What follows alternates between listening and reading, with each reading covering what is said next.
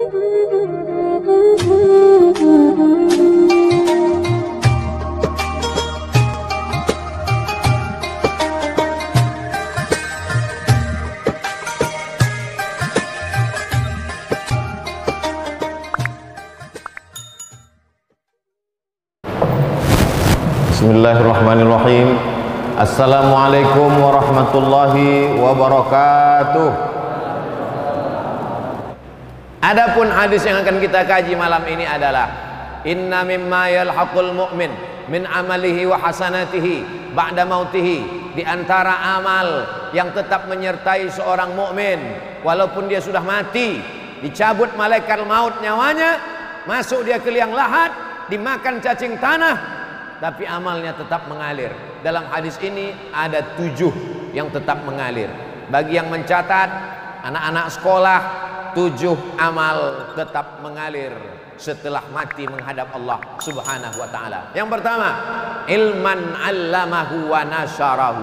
Ilmu yang diajarkan dan disebarkan. Cobalah tengoknya adilnya Nabi Muhammad SAW. Seandainya Nabi mengatakan yang mengalir itu hanya ilmu yang diajarkan, betapa sedihnya kita yang bukan buya, bukan kiai, bukan tuan guru, bukan alim ulama, bukan profesor doktor, bukan buya. Kami tak pernah mengajar, tapi di situ dibuatnya 2. Allamahu wa nasyarahu. Bukan mengajar saja, tapi ada satu lagi, nasyarahu. Apa arti nasyarahu? Share. Yang sanggup mengajar, mengajar. Tak sanggup mengajar, share.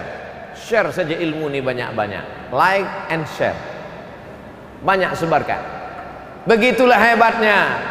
Dia bukan ustadz, bukan alim ulama, tapi ikut merekam kajian malam ini dengan kamera. Yang resmi 2, yang tak resmi banyak. Dia sebarkan. Maka itu pun ikut dalam kategori allamahu wa nasyarahu.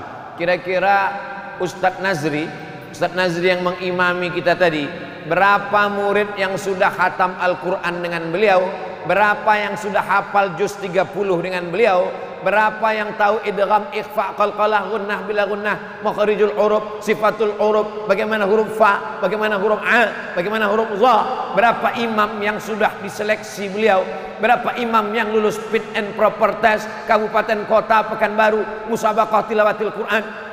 Allamahu wa nasyarahu. Kalau sudah disebut ilmu, banyak kita berkecil hati. Kami ini hanya ibu rumah tangga Pak Ustadz, kami ini hanya emak-emak Pak Ustadz. Apa yang bisa kami ajarkan Pak Ustadz?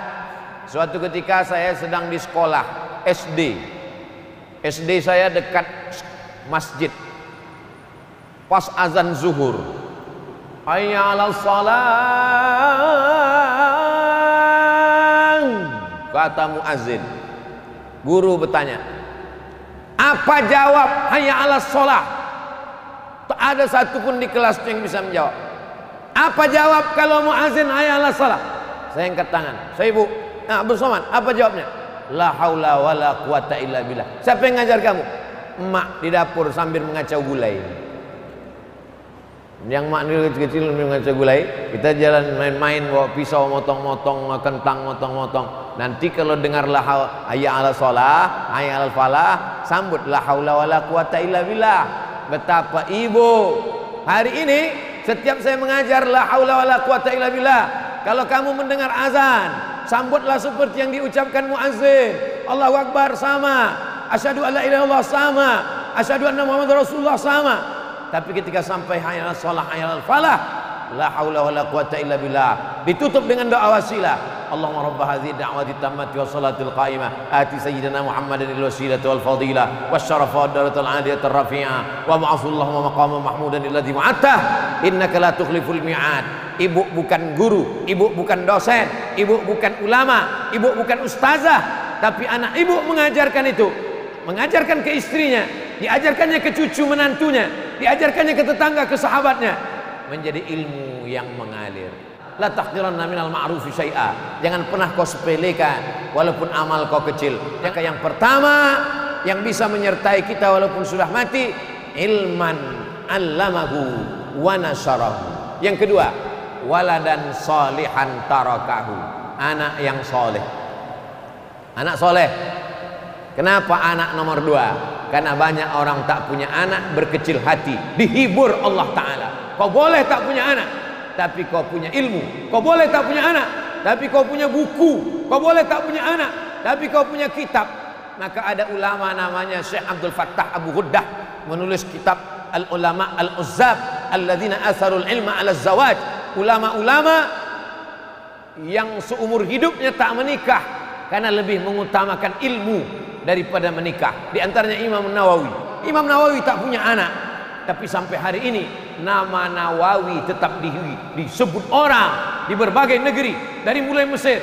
Jangan berkecil hati tak punya anak. Ini berapa banyak orang meneteskan air mata mengadu, Buya saya tak punya anak. Kenapa tak punya anak? Belum nikah. Nah, nikahlah. Ilman 'allamahu wa nasarahu. Yang kedua, waladan salihan tarakahu. Begitu hebatnya Nabi SAW. Anda yang pertama tadi langsung Nabi katakan anak yang soleh, orang langsung down, orang langsung jatuh.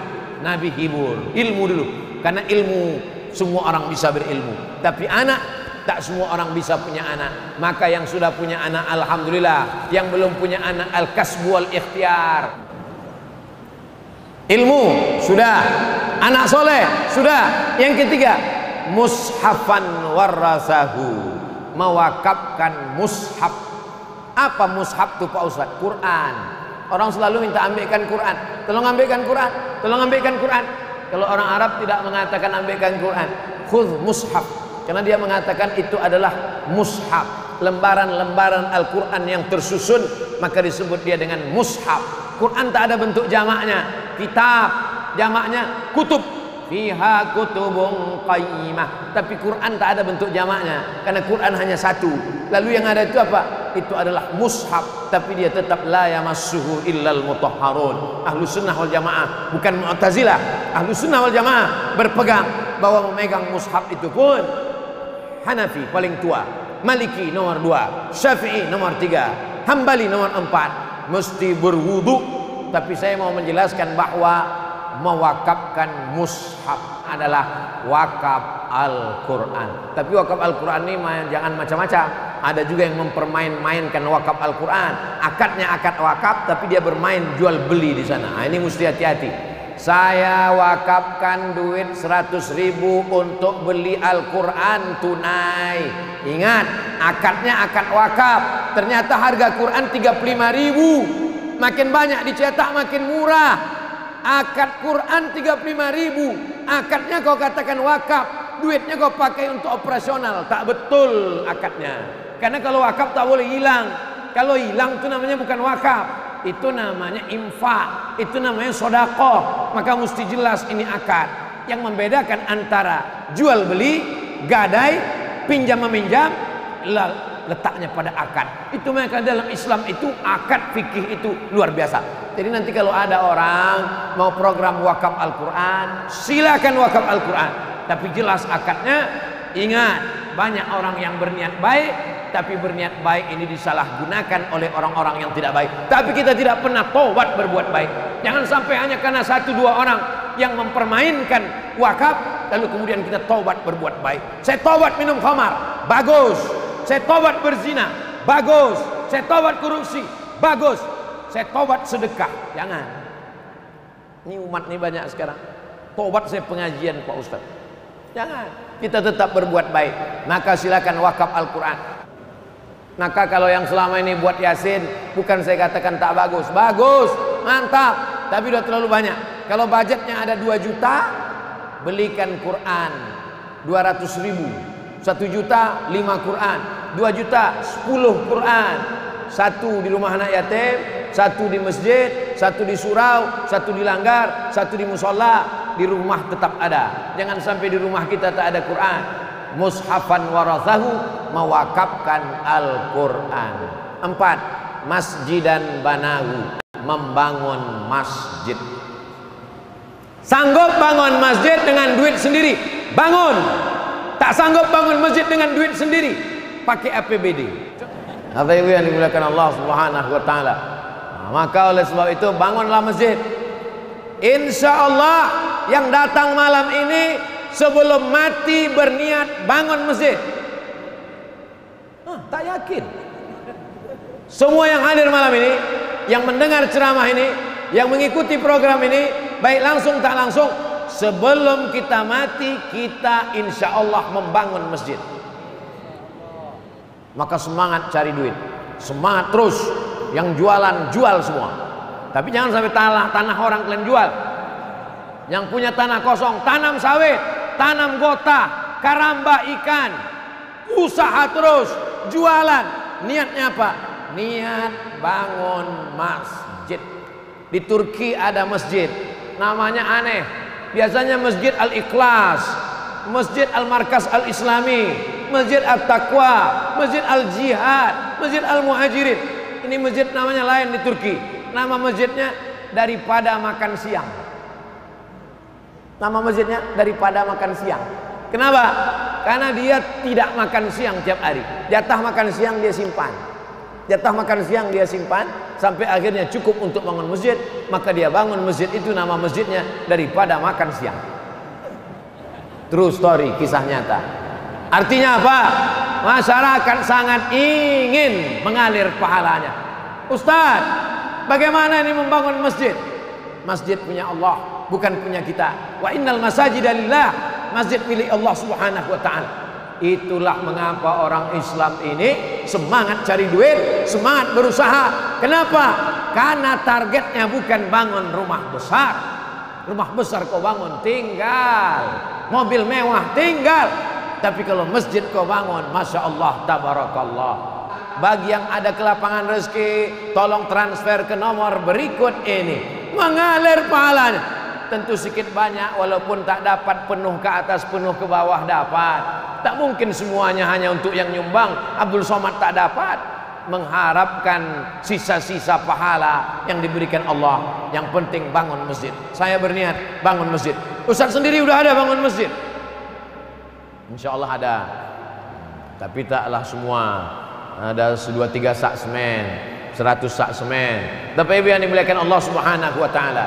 Yang kelima, baitan libni sabil banahu, membangun rumah untuk anak ibnu sabil.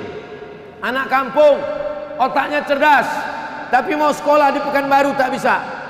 Sewa kos mahal, sebulan 500.000.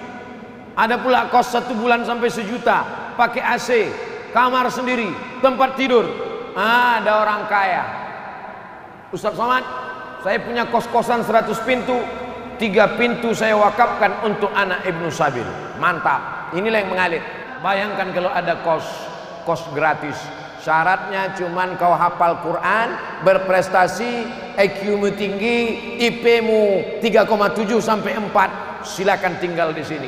100 pintu rumah kos saya Pak Ustaz, 3 saya wakafkan fisabilillah. Mantap. Sampai sekarang belum ada lagi. Itulah yang akan mengalir, karena sudah memudahkan urusan. Lapang alam barzahmu, terang kuburmu. Gara-gara apa? Yang kelima, baitan libnis sabil banahu, membangun rumah untuk anak-anak ibnu sabil. Asal ibnu sabil ini orang putus belanja, datang dari Payakumbuh, mau pergi ke Pekanbaru, berhenti di Bangkinang, putus belanja. Ibnu sabil namanya. Ibnu sabil ini dapat jatah zakat. Innamas shadaqatu lil fuqara wal masakin wal amilina 'alaiha wal mu'allafati qulubuhum wa fir riqab wal gharimin wa fi sabilillah wa ibnis sabil. Ibnu sabil, ibnu anak sabil jalan, dibacanya Quran. Ibnu sabil anak jalan, anak fang. Apa pula itu ibnu sabil? Ibnu sabil orang yang putus belanja. Sekarang tak bisa lagi, karena macam-macam orang jadi penipuan semuanya. Betapa banyak kalau sudah dekat Ramadan, anak ibnu sabil bermunculan. Berhenti dia di Masjid Simpang Bingung, dikatakannya dia putus belanja mau pergi ke luar kota. Habis itu naik bis lagi dia dari arah Sekijang, berhenti lagi di Kulim. Itu aja lah kerja dia 2 hari. Mengaku ibnu sabil, penipuan, penjahat, berkedok agama. Tak betul. Tapi kita jangan sampai tobat untuk beramal soleh. Kita buatkan baitan libnis sabil, rumah untuk anak ibnu sabil. Rumah jompo bisa, rumah anak yatim piatu bisa. Abdul Somad tak ada kepentingan. Abdul Somad hanya ingin mengingatkan bahwa rezeki yang kita cari pergi pagi pulang petang, peras keringat banting tulang, tinggal yang tetap mengalir. Nih yang kelima. Yang keenam, nahran ajrahu, mengalirkan sungai. Sungai itu apalagi dialirkan? Sungai Kampar mengalir, Sungai Indragiri mengalir, Sungai Siak mengalir, Sungai Rokan mengalir. 4 sungai besar memotong pulau Sumatera dari pantai timur ke pantai barat, dari pantai barat ke pantai timur. Dipotongnya Riau ini 4 sungai. Ujung Indragiri, Kampar, Siak, paling ujung Sungai Rokan, Rokan Hulu, Rokan Ilir. Untuk apa lagi mengalirkan sungai? Mengalirkan air. Alhamdulillah sudah dibangun sumur bor sebanyak 61 titik. 61 titik sumur bor sudah dibuat. Siapa yang membuat? Apa namanya, Bu ya? KKB, Komunitas Kampar Berbagi.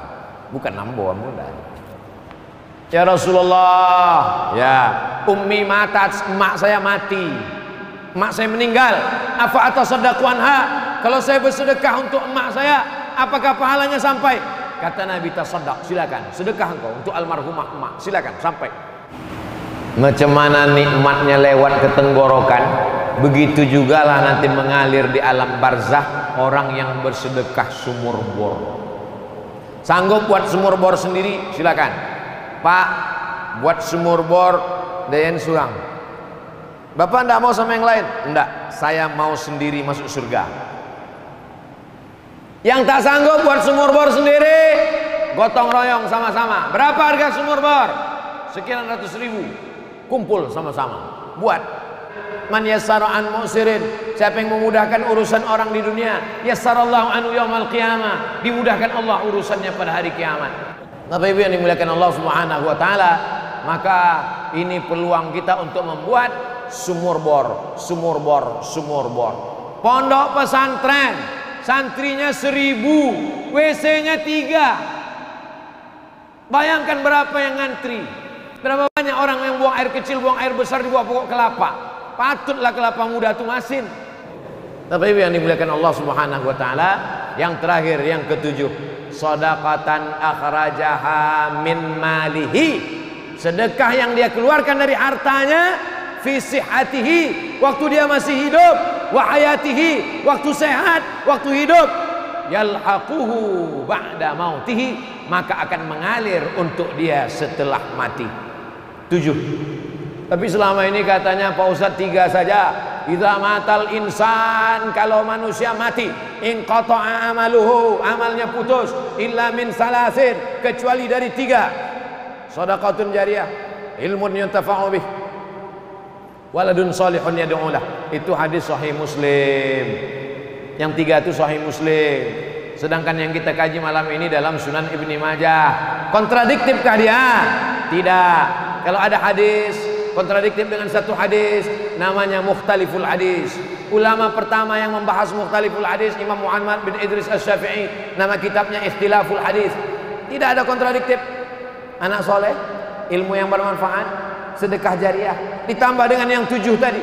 Bahkan ada sebagiannya disebutkan yang ada dalam 3 hadis ini ada di yang 7, tapi yang ada di yang 7 tak ada di dalam 3 hadis. Intinya, mari kita semangat bekerja, mari semangat cari duit, tapi yang mau dibuat adalah yang 7 ini, insya Allah. Itulah kaji kita pada malam hari ini. Lebih kurang 50 menit kita bersama. Mudah-mudahan apa yang kita kaji ini bernilai amal soleh, kita amalkan. Yang muda-muda semakin semangat, yang tua-tua pun lebih semangat, karena yang tua-tua ini mau mati, mau masuk ke liang kubur, mau masuk ke liang lahat. Jangan lagi ganti mobil, jangan lagi ganti rumah. Berpikirlah apa yang akan kita persiapkan menuju alam barzah. Yang muda jangan semangat, yang tua jangan putus asa, yang muda jangan terlalu bersemangat. Tapi hidup ini yang paling penting adalah apa amal soleh yang kita amalkan. Para asatiz, para tuan guru, mohon maaf atas segala kesilapan. Terima kasih segala perhatian. Aqulu qouli hadza astaghfirullah li wa lakum. Wassalamualaikum warahmatullahi wabarakatuh.